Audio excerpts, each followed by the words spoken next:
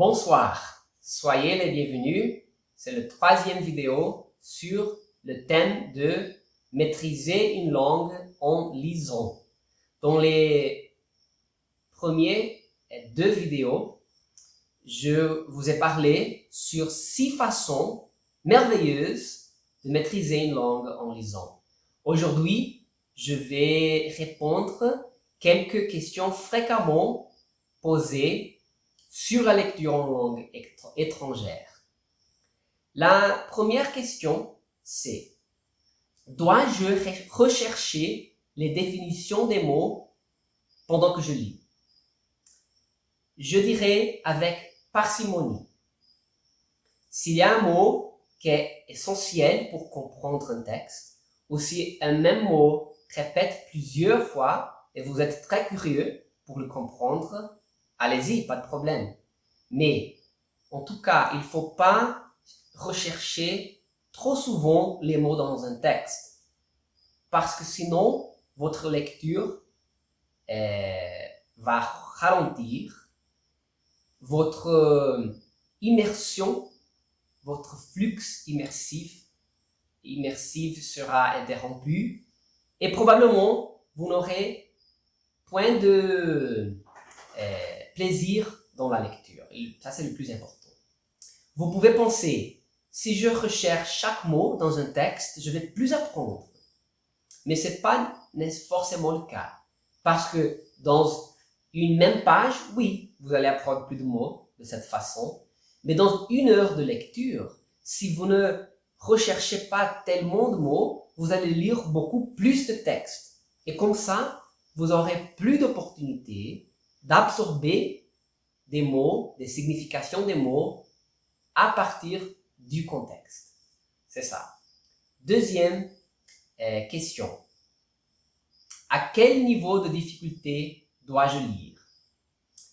Ma réponse: laissez votre plaisir être votre guide. Ça veut dire, si vous avez plaisir dans une lecture, mais en même temps c'est un défi, alors c'est un bon niveau de lecture pour vous. Parce que si vous en avez plaisir, ça veut dire que vous comprenez quelque chose. C'est une entrée compréhensible. Et ça, c'est clé pour apprendre, comme j'avais dit, à partir du contexte. La troisième question, c'est si j'ai un niveau, si je suis débutant, si j'ai un niveau plutôt basique ou intermédiaire dans la langue, comment est-ce que je peux commencer à lire? Avec quel genre de texte? Bon, je vous remets aux premières vidéos de cette série, ou même la publication dans le blog, dont j'ai parlé sur l'utilisation de la littérature de la jeunesse et aussi les graded readers pour les débutants. Mais il y a plusieurs autres sources intéressantes. Par exemple, si vous étudiez l'anglais, un recours incroyable, c'est le Simple English Wikipédia. Il y a aussi plusieurs sites sur Internet qui vous donnent les actualités en des niveaux différents de la langue. Y compris pour les débutants. C'est ça. La quatrième question. Vaut-il mieux lire de manière extensive ou intensive? Bon, la réponse facile, c'est les deux manières. Ça dépend de votre préférence ou votre humeur à chaque moment que vous êtes en train de lire. Mais moi, je vais me positionner d'une manière très claire à faveur de la lecture extensive. Qu'est-ce que ça veut dire? La lecture extensive, c'est la lecture pour le contenu, la lecture immersive, la lecture pour le plaisir de lire. Alors, vous lisez une grande quantité de textes. Et la lecture intensive, c'est la lecture d'habitude des textes plus petits, dont vous vraiment recherchez chaque mot, vous avez vous faites une étude grammaticale sur le texte. Alors votre concentration c'est sur la langue plutôt que le contenu.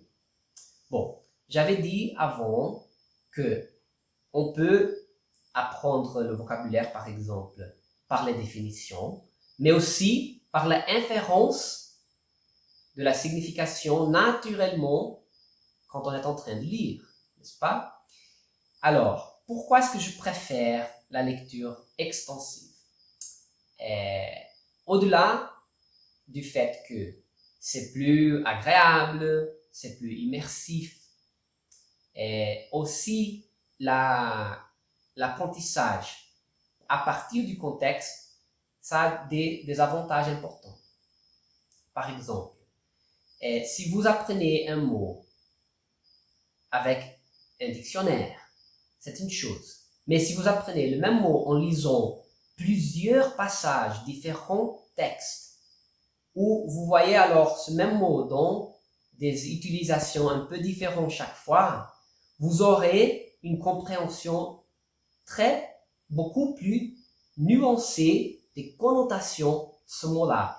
Et vous aurez aussi une capacité beaucoup plus grande d'utiliser ce mot dans la communication réelle. Il y a un autre point subtil mais très intéressant, c'est que si vous, par exemple, si une personne étudie le français, disons que cette personne a un niveau intermédiaire et il lit le mot melliflu. Si c'est la lecture intensive, la personne va rechercher, évidemment, dans le dictionnaire, quel est le sens de ce mot-là. Bon, si ce mot n'était pas essentiel pour comprendre le texte, la personne a perdu 1 minute de sa vie. Parce que, très probablement, jamais va rencontrer ce mot autrefois dans n'importe quel autre texte.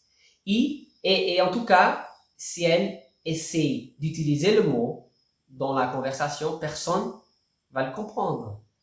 Dans la lecture extensive, naturellement, on va sauter un mot comme ça, si c'est pas essentiel pour comprendre le texte. Et alors, qu'est-ce qui se passe? Avec la lecture extensive, vous allez apprendre les mots et les structures grammaticales en proportion de la fréquence d'utilisation de cela. Alors, naturellement, vous allez apprendre les mots et les structures plus fréquents dans la langue. Et ça, c'est une clé très importante pour l'apprentissage efficace des langues. Prochaine question. Vaut-il la peine de relire des livres et des passages? Je dirais seulement si vous avez plaisir et beaucoup d'intérêt dans la deuxième lecture. Sinon, c'est mieux de varier. C'est plus agréable et j'ai déjà parlé sur des avantages de voir le langage dans plusieurs contextes différents. Et la dernière question, c'est: dois-je lire des œuvres traduites? Bon, il y a une idée que quelques personnes défendent qui s'appelle la lecture parallèle ou comparative. Ça veut dire lire un même texte dans votre langue native et dans votre langue cible. Ne faites pas ça. Vous allez perdre 50% de votre temps en faisant ça. Mais cette question à part, lire des œuvres traduites, il n'y a pas de problème. Mais je recommande que vous donnez préférence aux œuvres écrites originalement dans la langue que vous êtes en train d'apprendre. Je vais dire pourquoi par un exemple. Imaginez 2 personnes qui étudient le français.